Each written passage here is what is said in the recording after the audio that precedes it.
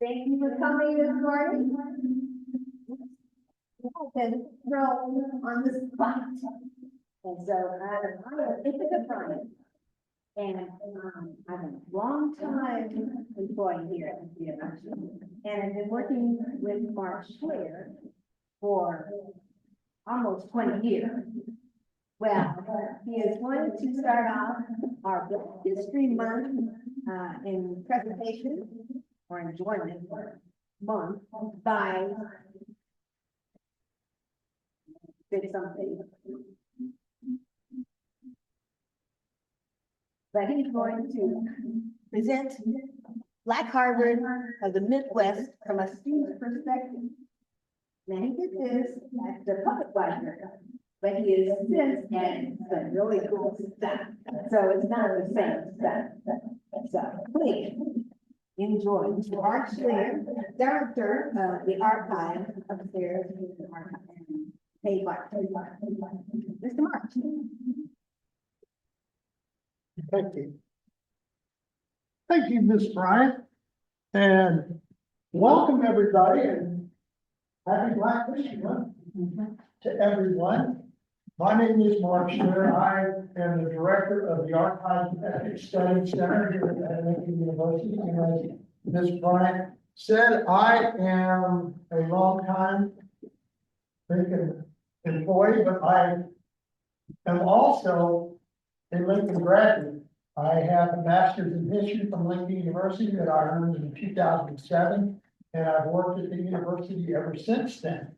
And it's been my privilege to be one of the stewards of history of the school, because the school's heritage and tradition is just absolutely fascinating, and it's a wonderful story, and there's so many bits and pieces that I get to share. And one of my favorite episodes or components of the history of the school is something in our legacy that's called Black Harvard of the Midwest. And it's very vital, very important to the growth and the enrichment of our school. And so I want to tell you the story about this. When I gave the presentation at the library, Missouri River Regional Library, I thought maybe this would be a good topic to deal with on campus during Black History Month. And so here we are. Now, this presentation was a labor of love, not just by me and not just by Miss Bryant, but also some of my student employees, the archives team. Can you stand up, Alan and Alaya? Anybody else here from the team? Okay. And yeah, everyone to make us look good. And we're very proud of them, and they're learning a lot about the history of the school. But I appreciate everybody coming out here, and I know it's rather warm, and I think this might work. Can I turn the lights out, or is that gonna? Try. Oh, okay. Oh, by the way, I'd like to say hello to everybody out there in Zoom land on the internet. This is my first Zoom presentation, so I'm pretty excited about this. So thanks everybody for tuning in, and thank you for attending. Okay, so before we start talking about the Black Harvard of the Midwest, we have to give a little idea of the history of Lincoln, what got us up to the point where we decided that, hey, we need to be the Black Harvard of the Midwest. But I won't go into too much detail on this because of time limitations. So everyone's aware of the soldier's dream and how we got started. Soldiers from the 62nd and 65th regiments of the United States Colored Infantry founded and funded an institution of learning, which was really unprecedented because these men were not only African American soldiers, nearly all of them were previously enslaved. So for them to pull off a feat like that was just amazing. And they provided opportunity for education. That was their goal because they had received education in the Army by their officers. And people like Richard Baxter Foster and Aaron Addison gave them an education. They wanted to pass that on to their folks back home in Missouri. So they started a school and it opens in Jefferson City. And right off the bat, what are we doing? Are we doing chemistry? Are we doing psychology? Anything like that? No. We are educating African Americans who previously did not have the opportunity to be educated because it was against the law. So there's some catching up to do. So there's a lot of blacks in the state of Missouri and surrounding states that are eager for education, and Lincoln's just not big enough. So what do we do? What do we do? The plan was to train teachers to go into the public and educate young black children so that by the time they were old enough to come to Lincoln, we could start with biology, and psychology, and algebra, and things like that. You have to walk before you can run, and that's what we were doing. And one of the biggest shot in the arms in the early years was the 1890 land grant status that we achieved, which gave funding for not only agricultural programs, but vocational programs as well for men and women. A lot of hard labor kind of things, you know, working with your hands for the guys, and for the females, it was a lot of domestic work. So in the early years, you could come to Lincoln and either learn how to work or you could learn how to teach. And that's the way it was for quite some years. But when Benjamin Allen, this man right here, when he came in 1901 as president, he'd been there for a couple of years as a teacher, but when he came in, he said, let's start working with our heads and not with our hands. And he expanded the academic programs at Lincoln. We would not be Lincoln University without Benjamin Franklin Allen. And by the time we left in 1919, we were on the verge. And by 1921, Lincoln Institute becomes Lincoln University. So the first 55 years of our existence, we were Lincoln Institute. And now, we're turning a new page.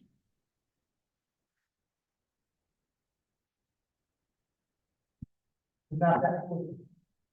For the first couple of years after we became Lincoln University, not much changed. Inman Page, our first president, he returned. He came back and he stayed for a year. He didn't really get a whole lot done. And we're still kind of stagnating in this, you know, vocational training, and we're not giving out degrees or anything like that as far as academics. And we needed a transition. The transition was not only essential, it was absolutely necessary. We were not going to survive unless we changed. And the man that makes the change is Nathan Young. And he comes here in 1922. And he comes to Jefferson City, Missouri, and he knows, and he comes from Florida A&M, and he left Florida A&M in a dispute because he wanted book work instead of back work. And the curators there disagreed with him, and he's gone, and we were glad to have him in Lincoln. And so he's going to initiate a plan. And his goals are, he wants best faculty, and he will reward them not only for being good teachers, but also extending their education, earning higher degrees, writing papers, things like that. And with good faculty, we get an increase in enrollment. And if we have good faculty and an increase in enrollment, we're going to have better students because we're going to have more money, better programs. So that's Nathan Young's plan. That's his goals. And it didn't just end with him. Nathan Young is not the be all and end all of Black Heart of Midwest. He may have started the programs that, at the beginning, but men like Charles Florence and Sherman Scruggs carried on that tradition later on. Florence was able to get us in 1937. This is when we got accredited. We were finally getting an accredited university under President Florence, and Sherman Scruggs kept the ball rolling. So we've had good leadership right off the bat. And now we have, at the beginning, we have Young recruiting these teachers, and here's some of them right here. This is the, and believe me, this is not all of them. And they didn't all come at one time. They came in a few at a time, but some of the more noteworthy ones, and the ones that I really came to admire, were like Hildy Lawson. She got an English PhD at the age of 21 from Ohio State. Oliver Cox is a renowned sociologist from Chicago.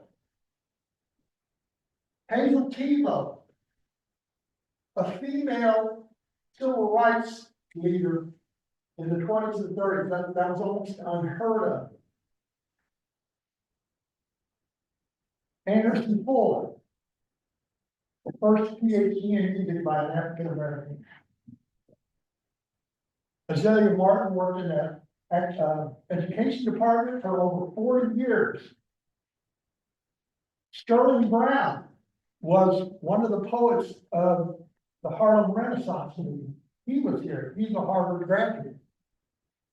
Myrtle Smith, also a physical education teacher, but also a poet. And my role model, Lorenzo Green, in history.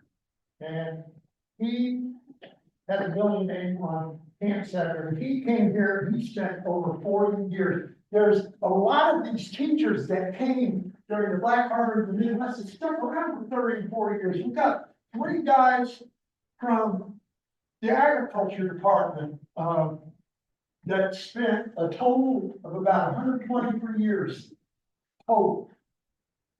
And that's dedication, that's devotion, that's believing in the cause. And so we've got great teachers. What about our students?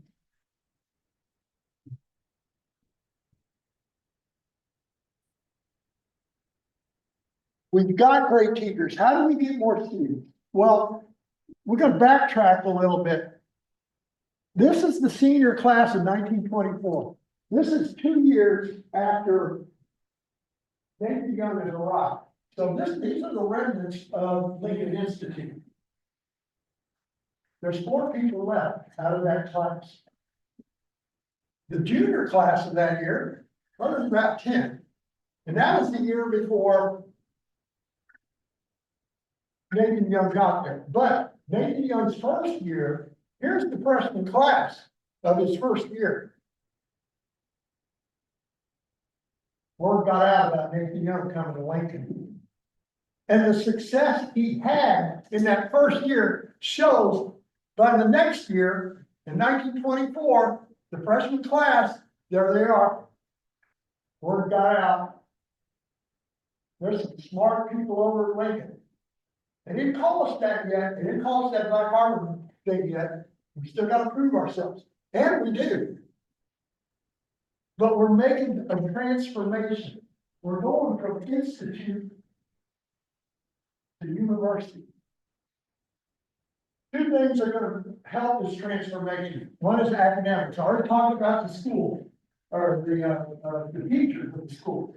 Now, what were they learning? Well, in the beginning, there were only about 6 majors, 6 degrees that you can get education, history, and science, and a couple other ones. By 1951, there were 17 majors to pick from in the catalog. That's expansion. That's diligence. That's work.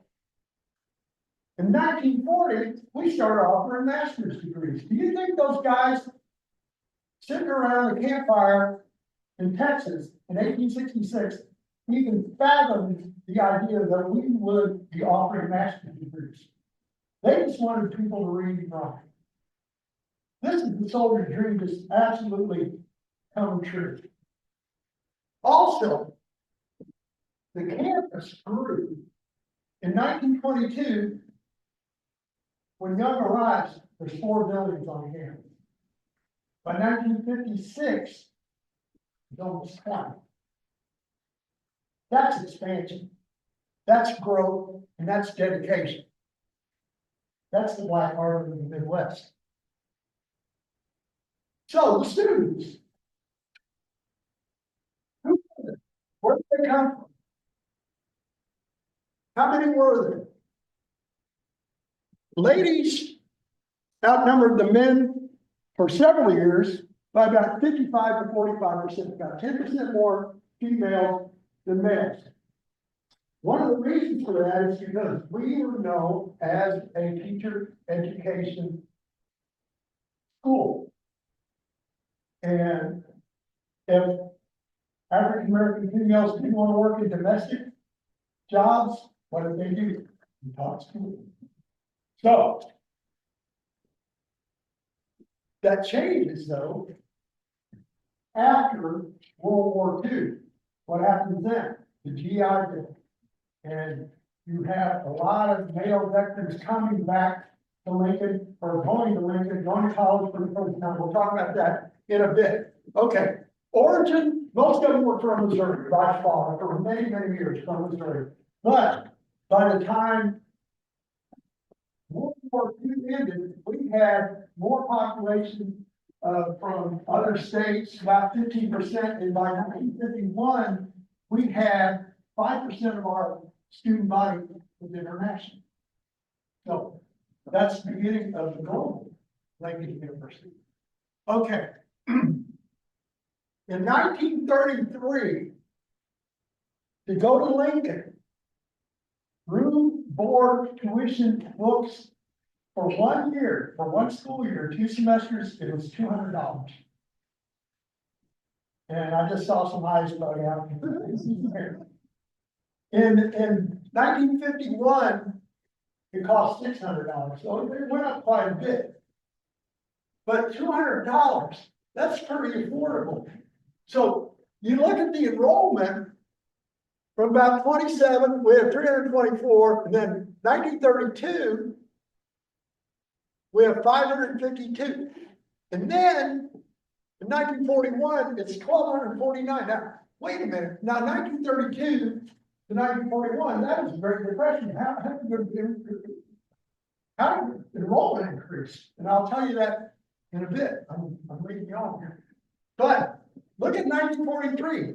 Our enrollment dropped almost 350 students. How come? Well, students and faculty alike. We'll talk about that in a minute. But we bounced back with the GI Bill in 1951. We have 1,400. So we're in a matter of 14 years. No, take that back. 24 years. We quadrupled our enrollment. That's pretty good. Okay, question? All right. Okay, so students, what's life like on campus?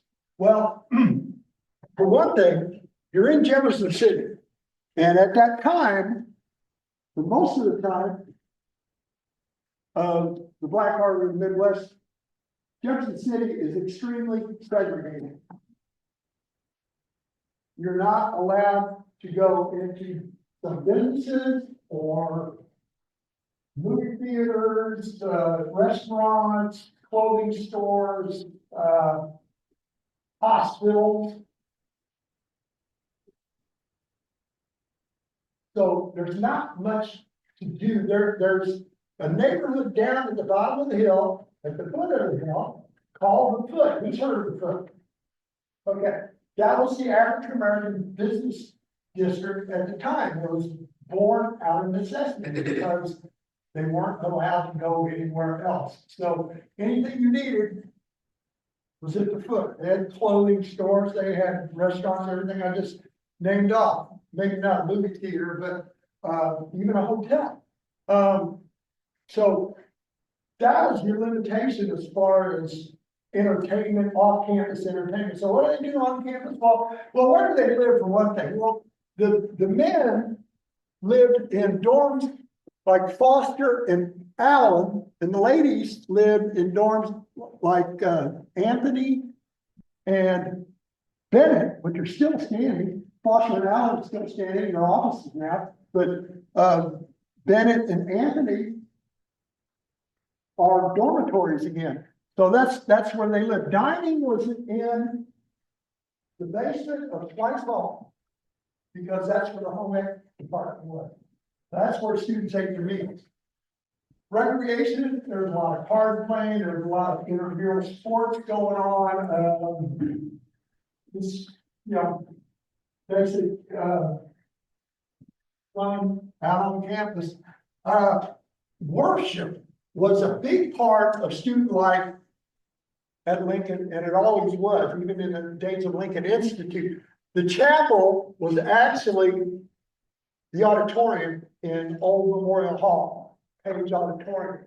And you had to go to chapel in the beginning, in the 1920s, you had to go to chapel a couple times a week and on Sunday. And then in the 30s, they cut that back to just 2 times a week. And then by the 40s, it was come at your own,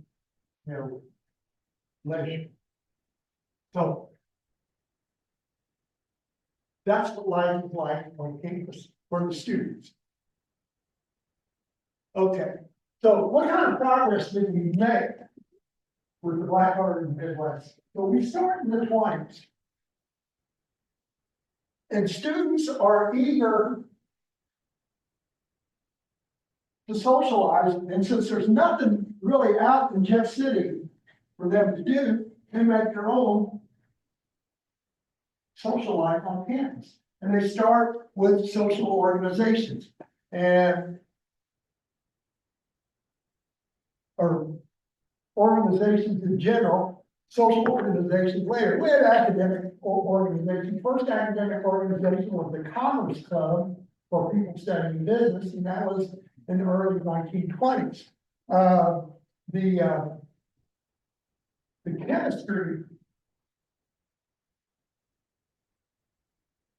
The chemistry department's honor society was the first honor society on campus. That came about in 1942. There were some faith-based organizations like the YMCA, the YWCA, which Young Men's Christian Association. Later on, you have the Baptist Student Union and the Newman Club for Catholics, and then Wesley Foundation for Methodists. So faith was a big part of student life. But social organizations were the big thing on campus. Now, my opening slide, you saw the guys with the suits and ties, all that stuff, smart looking.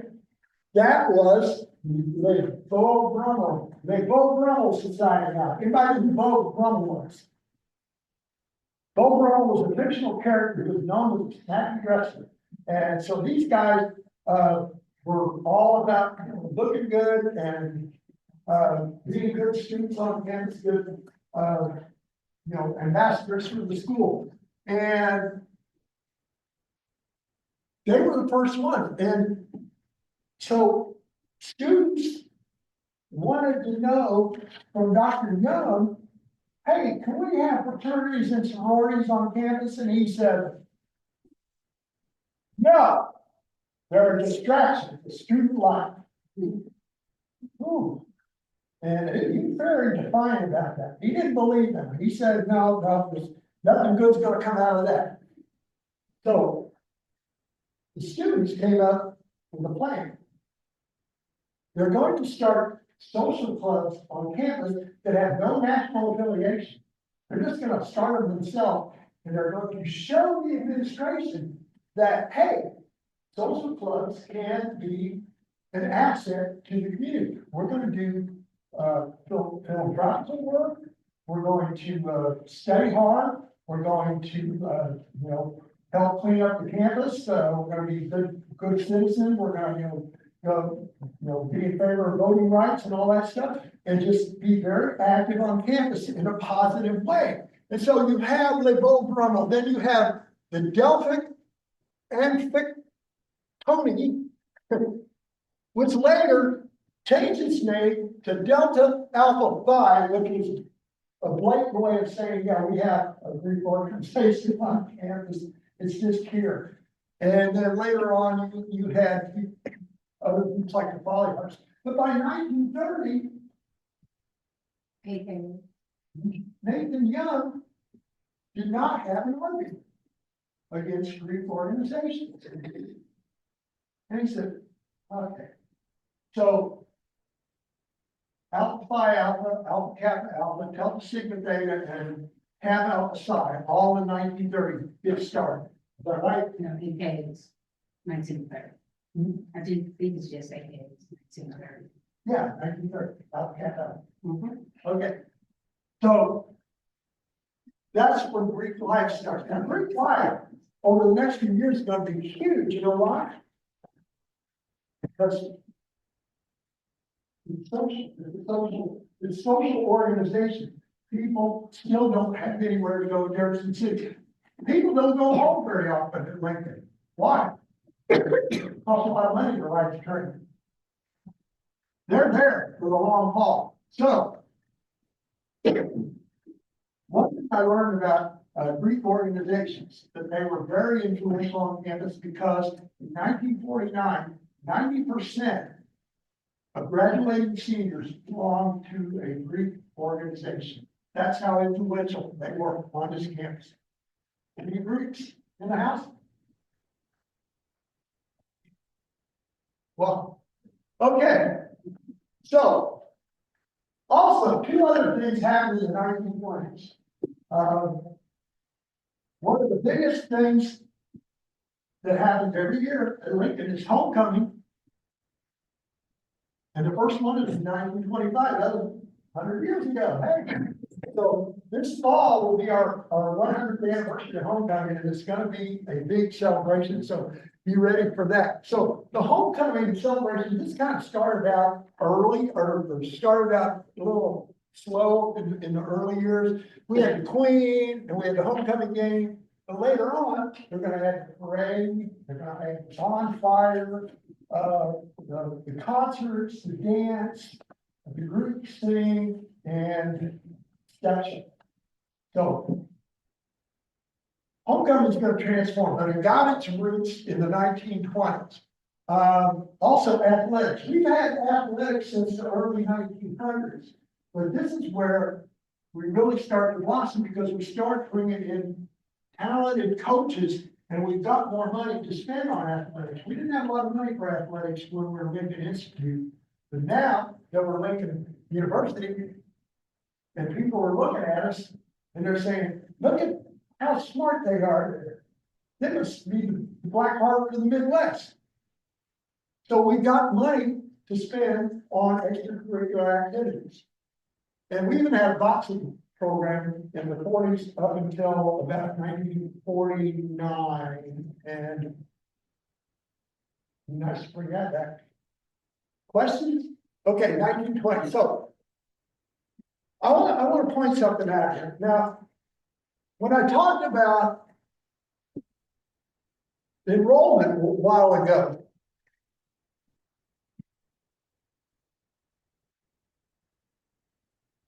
I talked about the Great Depression.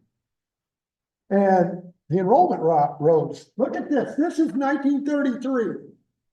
This is 1932. Then 33, it jumps up. That's the worst year of the Depression, according to historians. How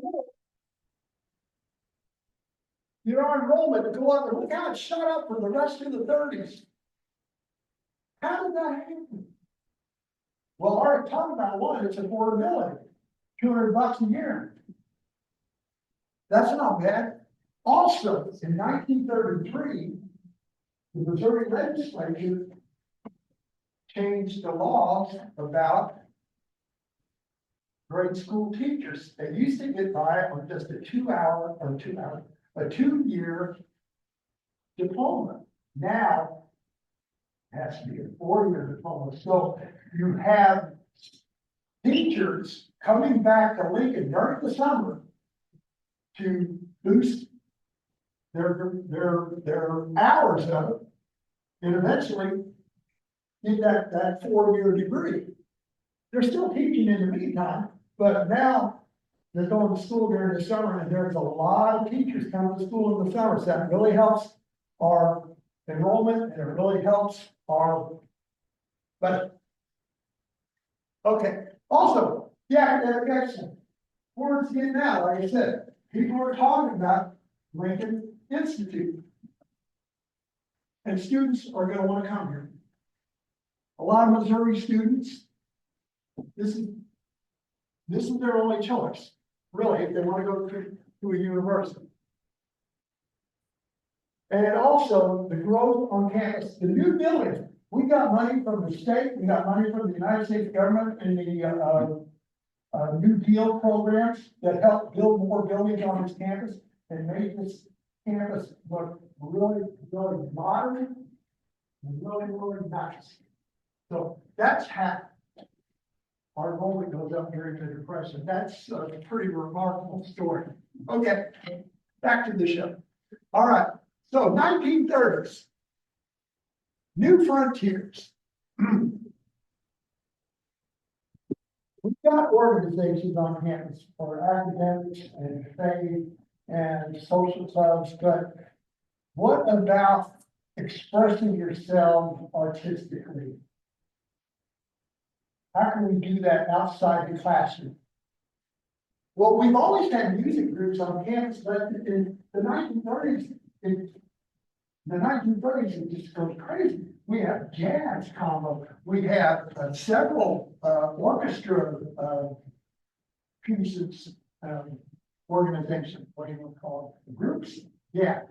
And the dance troupe, the orchestras, the one down there in the bottom corner, that starts in 1936.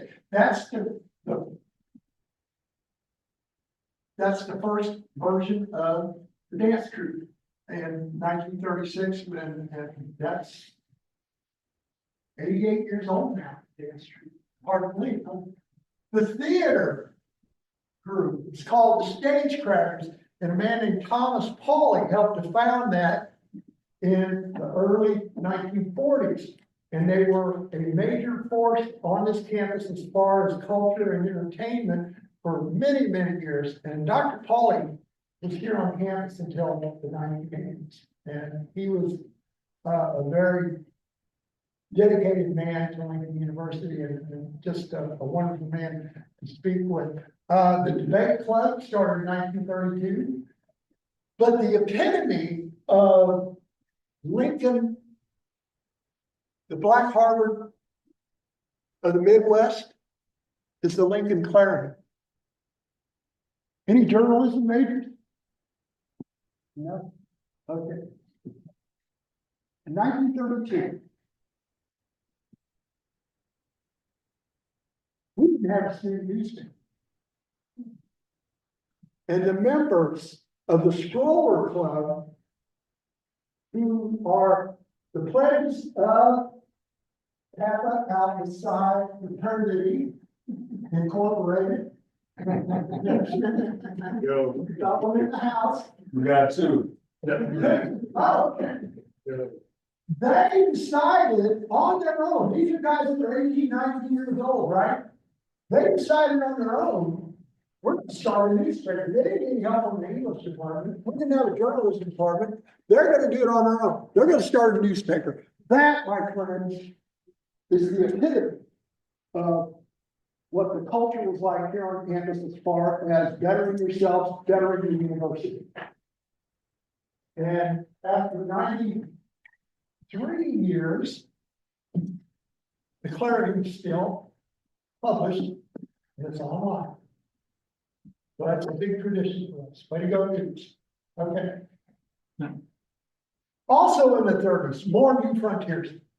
Students are wanting to express themselves. Students are wanting to have a say in things on campus. So student government started. The student council gets started in 1932.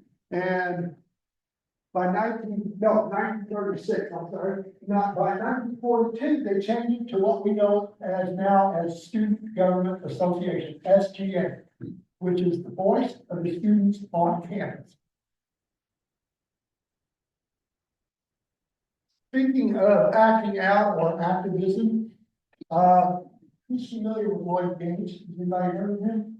Okay, I won't go into too much detail. Lloyd Gaines wanted to go to, he was a Lincoln student, got a degree in history at Lincoln.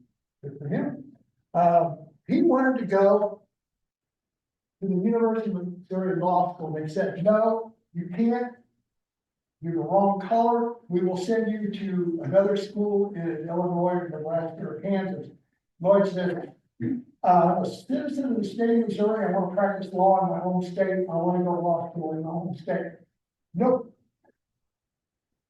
Sitting in court, and with the help of the NAACP in 1938, the U.S. Supreme Court rules that the University of Missouri has to allow the state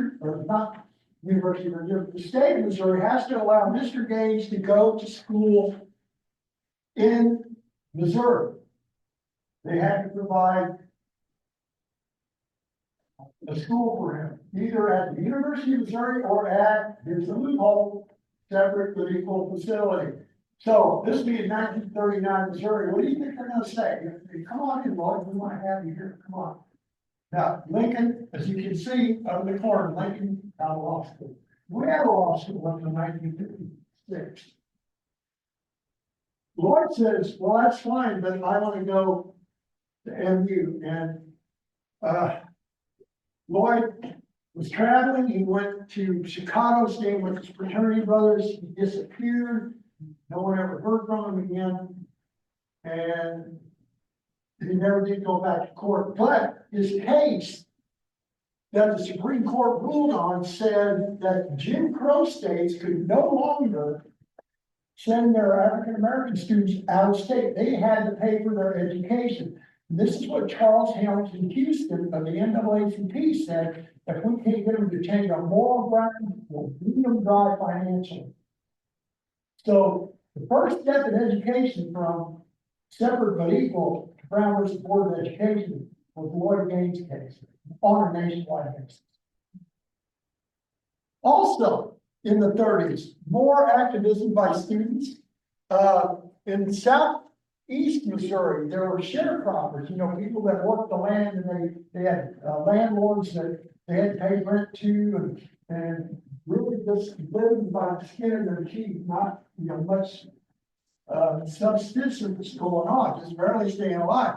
Well, the U.S. government gave money to the landlords, and the landlords were supposed to pass them on to the tenants. Well, they didn't. They kept them.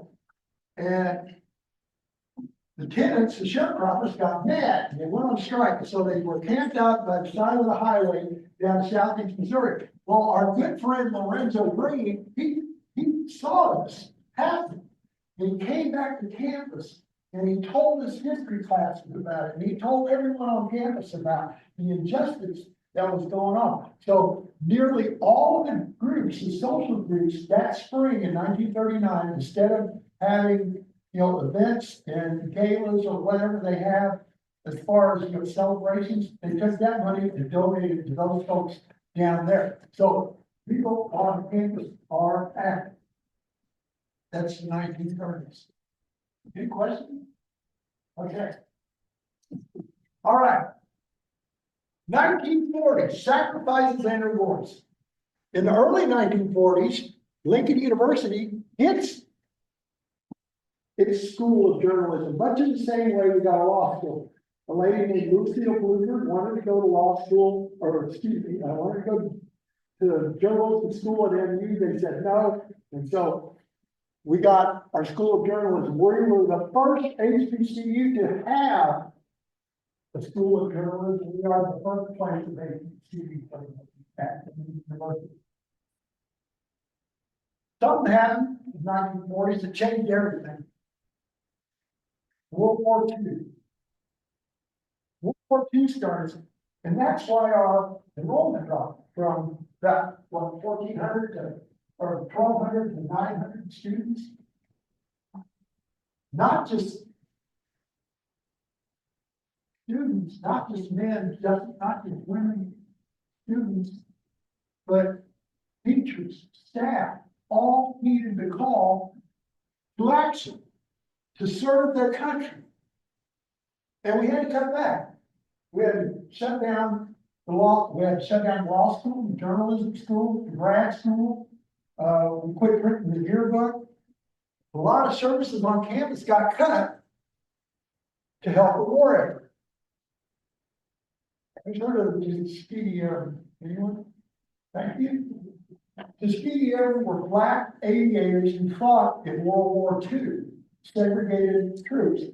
And 13, they're known as Red Cap, 13 of them were Lincolnites, including Wendell,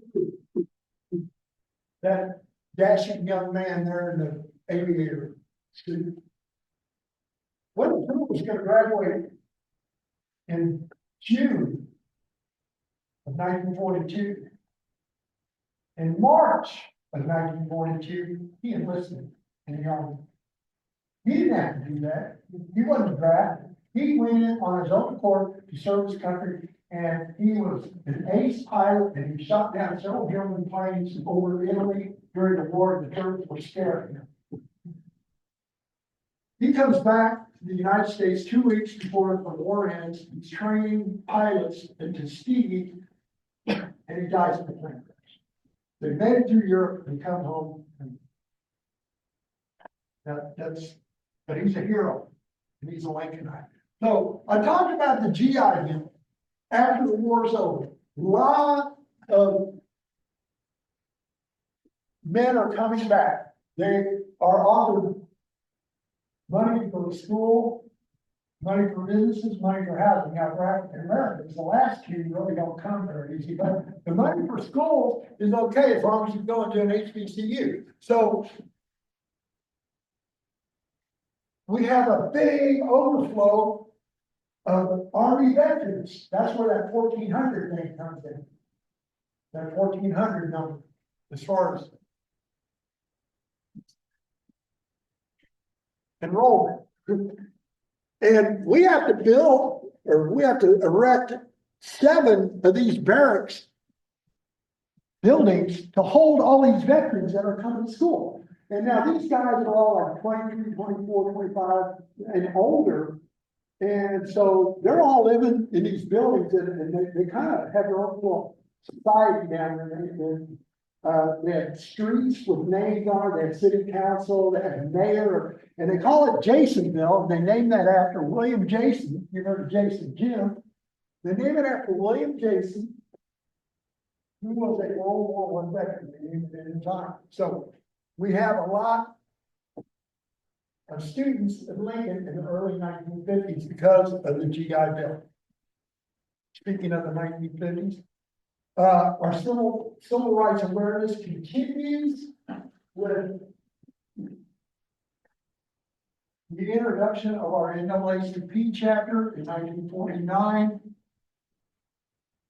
In 1951, I told you about international students. In 1951, they start their organization. They're organizing the International Students Organization.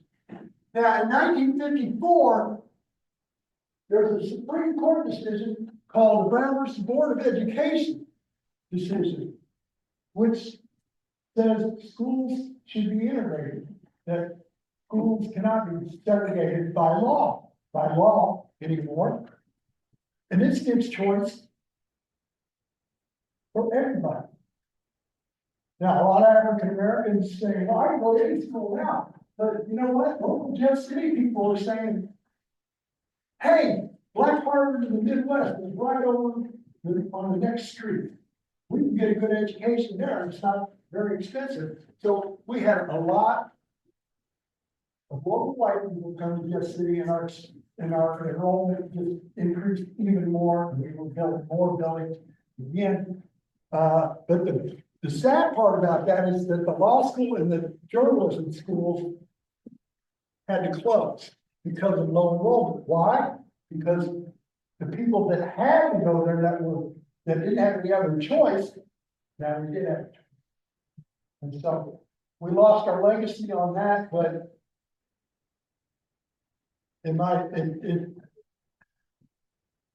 it's hard to say goodbye to something that's been around a while. And we still have a journalism program here at the law school, but we've expanded in many ways. And so now we're into integration, and it begs the question, is the Black Art in the Midwest over? Does it end with integration? Some people say yes. Some people say that in the 1960s, with the civil rights movement, and especially the Vietnam War protests overshadowing academic achievement on campus, that might have been the end of it. And other people say, well, what about all the teachers like Thomas Pauly and Lorenzo Green that are still here from that day?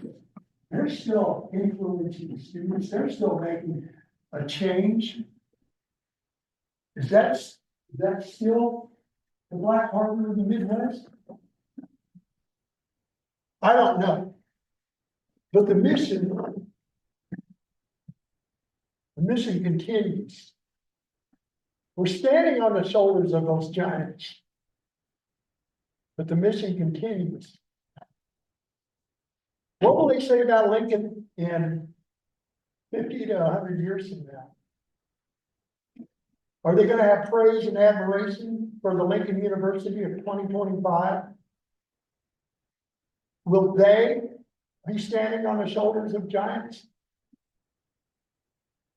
That depends. Students, will you make your mark? Are you going to leave a footprint? Can you be a legend? Are you a giant? Any questions? Thank you very much.